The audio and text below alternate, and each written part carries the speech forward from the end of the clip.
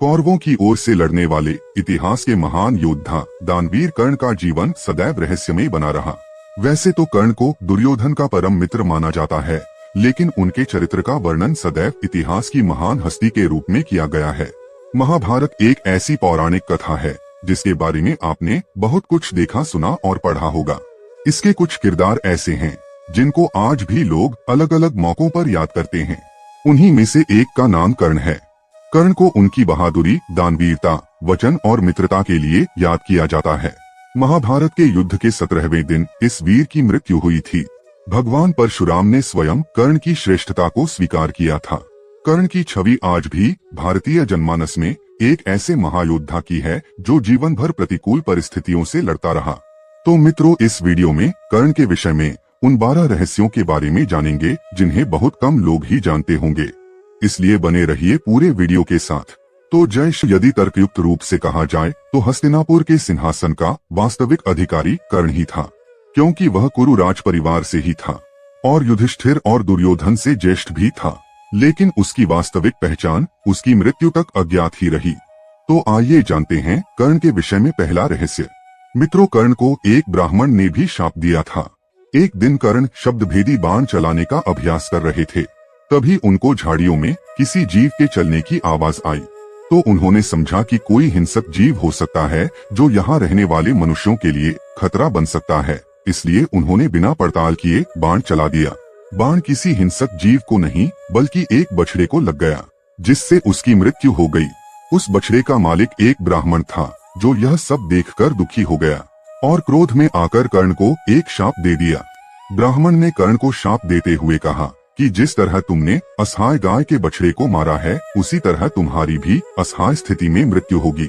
मृत्यु के क्षण में तुम खुद को असहाय समझोगे। कर्ण ब्राह्मण से माफी मांगा, लेकिन वह उसे माफ नहीं किया। ब्राह्मण कहता है कि अगर माफी चाहिए तो उससे सबसे पहले मेरी गाय के बछड़े को जीवित करना होगा, लेकिन ऐसा करना किसी के बस में नहीं था। दूसरा रहस्य। मित्रों, जब द्रोणाचार्य ने कर्ण को ब्रह्मास्त्र विद्या सिखाने से इनकार कर दिया, तब वो परशुराम के पास पहुंच गया। परशुराम ने प्रण लिया था कि वे इस विद्या को किसी ब्राह्मण को ही सिखाएंगे, क्योंकि इस विद्या के दुरुपयोग का खतरा बढ़ गया था। कर्ण यह विद्या सीखना चाहता था, तो उसने परशुराम के पास पहुंचकर खुद को ब्राह्मण का पुत्र बताया और उनसे यह विद्या सीखना शुरू किया। एक बार परशुराम और कर्ण जंगल में अभ्यास कर रहे थे। बहुत देर तक अभ्यास करने के बाद थकान मिटाने के लिए दोनों एक पेड़ के नीचे बैठ गए। परशुराम कर्ण की गोद में सिर रखकर लेट गए। कुछ ही पलों में उन्हें गहरी नींद आ गई। तभी एक कीड़ा कर्ण के पैरों पर चढ़ गया और काटने लगा। वह कीड़ा धीरे धीरे शरीर के ऊपरी हिस्से की ओर बढ़ने लगा। कर्ण अपने गुरु की निद्रा में खलल नहीं डालना चाहता था, इसलिए कोई हरकत नहीं की। कर्ण की जांघ पर घाव हो गया और घाव से खून बहने लगा। बहते खून ने जब परशुराम को छुआ तो उनकी नींद खुल गई। उन्होंने कर्ण से पूछा कि तुमने उस कीड़े को हटाया क्यों नहीं? कर्ण ने कहा कि आपकी नींद टूटने का डर था, इसलिए। परशुराम ने कहा कि किसी ब्राह्मण में इतनी सहनशीलता नहीं हो सकती। तुम जरूर कोई क्षत्रिय हो, सच सच बताओ। तब कर्ण ने सच बता दिया। क्रोधित परशुराम ने कर्ण को उसी समय शाप दे दिया कि तुमने मुझसे जो भी विद्या सीखी है वह झूठ बोलकर सीखी है, इसलिए जब भी तुम्हें इस विद्या की सबसे ज्यादा आवश्यकता होगी तभी तुम इसे भूल जाओगे। कोई भी दिव्यास्त्र का उपयोग नहीं कर पाओगे। और मित्रों, हुआ भी यही। शाप मिलने पर कर्ण बेहद दुखी हुए और परशुराम के चरणों में गिरकर माफी मांगने लगे। इसके बाद भगवान परशुराम ने कर्ण को अपना विजय धनुष प्रदान किया। तीसरा रहस्य। मित्रों, कर्ण की मृत्यु का एक और कारण था कि उसे भगवान इंद्र के द्वारा एक दिव्यास्त्र प्राप्त हुआ था, जिसको कर्ण ने अर्जुन की मृत्यु के लिए रखा था। मगर श्री कृष्ण के कारण वह दिव्यास्त्र कर्ण ने भीम के पुत्र घटोत्कच पर चला दिया, जिसके कारण घटोत्कच की मृत्यु हो गई और कर्ण का दिव्यास्त्र अर्जुन का वध करने के काम नहीं आ सका, क्योंकि उस दिव्यास्त्र का प्रयोग केवल एक ही व्यक्ति पर किया जा सकता था। उस अस्त्र का नाम वासवी शक्ति था। चौथा रहस्य। एक बार कुंती कर्ण के पास गई और उससे पांडवों की ओर से लड़ने का आग्रह करने लगी। कर्ण को मालूम था कि कुंती मेरी माँ है। कुंती के लाख समझाने पर भी कर्ण नहीं माने और कहा कि जिनके साथ मैंने अब तक अपना सारा जीवन बिताया, उसके साथ मैं विश्वासघात नहीं कर सकता। तब कुंती ने कहा कि क्या तुम अपने भाइयों को मारोगे? इस पर कर्ण ने बड़ी ही दुविधा की स्थिति में वचन दिया कहा कि माते, तुम जानती हो कि कर्ण के यहाँ याचक बनकर जो कोई भी आया वह खाली हाथ नहीं गया। अतः मैं तुम्हें वचन देता हूँ कि अर्जुन को छोड़कर मैं अपने अन्य भाइयों पर शस्त्र नहीं उठाऊंगा। जानते हैं पांचवें रहस्य को। मित्रों, भले ही कर्ण द्रौपदी से विवाह नहीं कर सका, लेकिन कर्ण का पालन पोषण करने वाले अधिरथ चाहते थे कि उनका घर बसे। पिता की इच्छा को पूरा करने के लिए कर्ण ने 2 विवाह किए। कर्ण ने रुशाली नाम की एक सूत पुत्री से विवाह किया और कर्ण की दूसरी पत्नी का नाम सुप्रिया था। दोनों पत्नियों से कर्ण की 9 संतानें हुईं, जिनमें से उसके 8 पुत्र कौरवों की ओर से युद्ध करते हुए मारे गए। युद्ध के बाद कर्ण का सिर्फ एक पुत्र जिंदा बचा था। वह कर्ण का सबसे छोटा पुत्र था, जिसका नाम वृषकेतु था। जब पांडवों को ज्ञात हुआ कि कर्ण उनका भाई था, तब कर्ण के पुत्र वृषकेतु को पांडवों ने अपने संरक्षण में ले लिया था। 6वां रहस्य। कर्ण दान करने के लिए काफी प्रसिद्ध था। कहते हैं कि कर्ण जब युद्ध क्षेत्र में आखिरी सांस ले रहा था, तो भगवान कृष्ण ने उसकी दानशीलता की परीक्षा लेनी चाहिए। वे गरीब ब्राह्मण बनकर कर्ण के पास गए और कहा कि तुम्हारे बारे में काफी सुना है और तुमसे मुझे कुछ उपहार चाहिए। कर्ण ने उत्तर में कहा कि आप जो भी चाहे मांग लें। ब्राह्मण ने सोना मांगा। कर्ण ने कहा कि सोना तो उसके दांत में है और आप इसे ले सकते हैं। ब्राह्मण ने जवाब दिया कि मैं इतना कायर नहीं हूँ कि तुम्हारे दांत तोड़ दूं। कर्ण ने तब एक पत्थर उठाया और अपने दांत तोड़ लिए। ब्राह्मण ने इसे भी लेने से इनकार करते हुए कहा कि खून से सना हुआ यह सोना मैं नहीं ले सकता। कर्ण ने इसके बाद एक बाण उठाया और आसमान की तरफ चलाया। इसके बाद बारिश होने लगी और दांत धुल गया। कर्ण की ऐसी दानवीरता देखकर श्री कृष्ण काफी प्रभावित हुए और कृष्ण अपने वास्तविक रूप में प्रकट हो गए। श्री कृष्ण ने कर्ण से कहा कि वह उनसे कोई भी वरदान मांग सकते हैं। तब कर्ण ने कृष्ण से कहा कि निर्धन सूत पुत्र होने के कारण मेरे साथ बहुत से छल हुए हैं, इसलिए आप अगली बार जब धरती पर अवतार लें तो पिछड़े वर्ग के लोगों के जीवन को सुधारने का प्रयत्न करें। दूसरे वरदान के रूप में कर्ण ने कहा कि अगले अवतार में आप वहीं जन्म लें जहां कर्ण हो। और तीसरे वरदान में कर्ण ने श्री कृष्ण से कहा कि उनका अंतिम संस्कार ऐसे स्थान पर हो जहां कोई पाप ना हुआ हो और जहां पर किसी का दाह संस्कार ना हुआ हो। भगवान को पूरी पृथ्वी पर भूमि का कोई ऐसा टुकड़ा नहीं मिला जहां पहले किसी व्यक्ति का दाह संस्कार ना हुआ हो। काफी तलाशने के बाद उन्हें सूरत शहर में ताप्ती नदी के किनारे 1 इंच जमीन ऐसी मिली जहां पहले कभी किसी का शव दाह नहीं हुआ था। मित्रों, सूरत शहर के बराछा इलाके के लोगों का मानना है कि कर्ण की इच्छा के अनुसार भगवान कृष्ण उनका दाह संस्कार करने खुद यहाँ आए थे।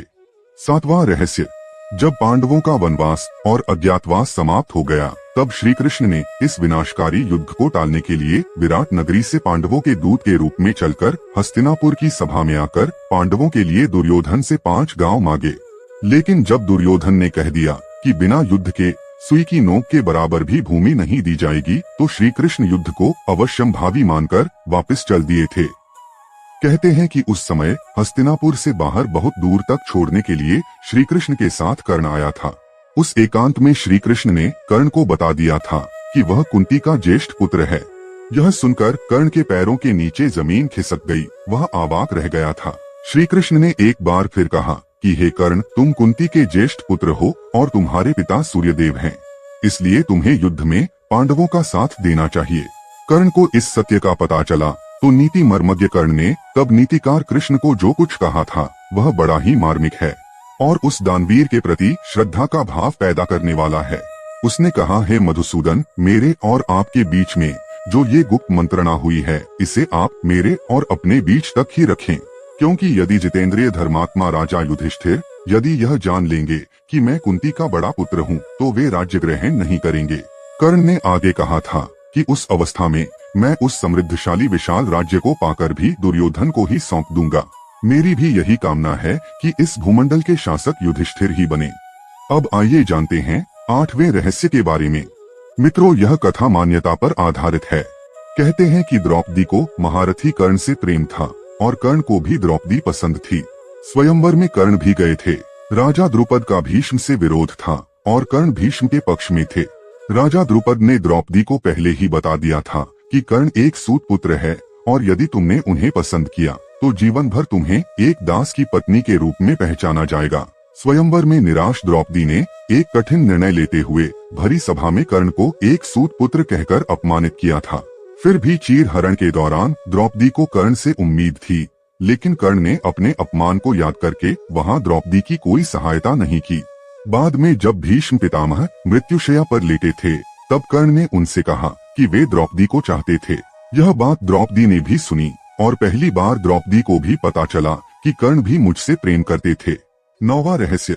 मित्रों, आंध्र प्रदेश की लोक कथाओं के अनुसार एक बार कर्ण कहीं जा रहा था, तब रास्ते में उसे एक कन्या मिली जो अपने घड़े से घी के बिखर जाने के कारण रो रही थी। जब कर्ण ने उसके रोने का कारण जानना चाहा, तो उसने बताया कि उसे भय है कि उसकी सौतेली माँ उसकी इस असावधानी पर रुष्ट होंगी। कृपालु कर्ण ने तब उससे कहा कि वह उसे नया घी लाकर देगा। तब कन्या ने आग्रह किया कि उसे वही मिट्टी में मिला हुआ ही घी चाहिए, और उसने नया घी लेने से मना कर दिया। तब कन्या पर दया करते हुए कर्ण ने उस घी युक्त मिट्टी को अपनी मुट्ठी में लिया और निचोड़ने लगा, ताकि मिट्टी से घी निचुड़कर घड़े में गिर जाए। इस प्रक्रिया के दौरान उसने अपने हाथ से एक महिला की पीड़ायुक्त ध्वनि सुनी। जब उसने अपनी मुट्ठी खोली तो धरती माता को पाया। पीड़ा से क्रोधित धरती माता ने कर्ण की आलोचना की और कहा कि उसने एक बच्ची के घी के लिए उन्हें इतनी पीड़ा दी। और तब धरती माता ने कर्ण को श्राप दिया कि एक दिन उसके जीवन के किसी निर्णायक युद्ध में वह भी उसके रथ के पहिए को वैसे ही पकड़ लेंगी जैसे उसने उन्हें अपनी मुट्ठी में पकड़ा है, जिससे वह उस युद्ध में अपने शत्रु के सामने असुरक्षित हो जाएगा। इस प्रकार कर्ण को 3 अलग अलग अवसरों पर 3 श्राप मिले। दुर्भाग्य से ये तीनों ही श्राप कुरुक्षेत्र के निर्णायक युद्ध में फलीभूत हुए, जब वह युद्ध में अस्त्र विहीन, रथ विहीन और असहाय हो गया था। 10वां रहस्य। मित्रों, कुंती श्री कृष्ण के पिता, वसुदेव की बहन और भगवान कृष्ण की बुआ थी। कुंती का पुत्र होने के कारण कर्ण भगवान श्री कृष्ण का भाई भी था। 11वां रहस्य। कहते हैं कि भगवान श्री कृष्ण, कर्ण और द्रौपदी के शरीर में समानता थी।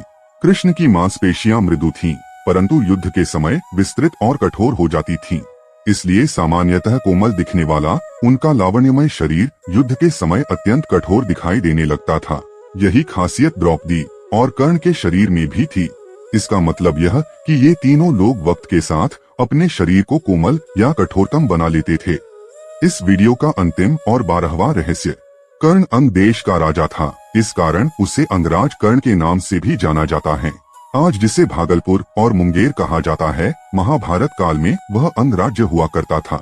मित्रों, कर्ण की वीरता का गुणगान स्वयं भगवान श्री कृष्ण और पितामह भीष्म ने कई बार किया। कर्ण ही इकलौता ऐसा योद्धा था जिनमें परमवीर पांडु पुत्र अर्जुन को हराने का पराक्रम था। अगर ये कहा जाए कि वे अर्जुन से भी बढ़कर योद्धा थे, तो अतिशय युक्ति नहीं होगी, क्योंकि इतनी शक्ति होते हुए भी अर्जुन को कर्ण का वध करते समय अनीति का प्रयोग करना पड़ा। अर्जुन ने कर्ण का वध उस समय किया जब कर्ण के रथ का पहिया भूमि में धंस गया था और उस समय वह निहत्था था। तो मित्रों, उम्मीद करता हूँ कि आपको यह वीडियो पसंद आया होगा। तो यदि आप